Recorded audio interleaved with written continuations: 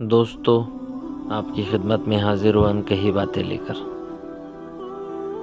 آج میں نے جو نظم لکھی خود اپنی تیار کردہ نظم ہے زندگی کے متعلق کہ زندگی کیا ہے۔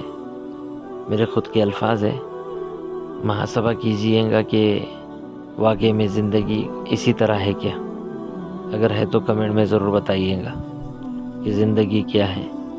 نام ہے گھٹ گھٹ کے جیے جانے کا، چوٹ کھا کر بھی مسکرانے کا، اپنوں کے رویوں کو دیکھ جیتے جی مر جانے کا، سب کے رہتے ہوئے بھی تنہا رہ جانے کا، آہ کا اشکوں میں بہہ جانے کا، موت سے قبل موت کے ہو جانے کا، ٹھوکریں کھانے کا، گرنے کا، پھر سنبھل جانے کا، غم کے سمندر کو پیے جانے کا، شدت درد پر بھی مسکرانے کا، برے وقت میں اپنوں کے بدل جانے کا، کیونکہ احسان تجھ کو ہنر نہ آیا چہرے لوگوں کے پڑھ پانے کا۔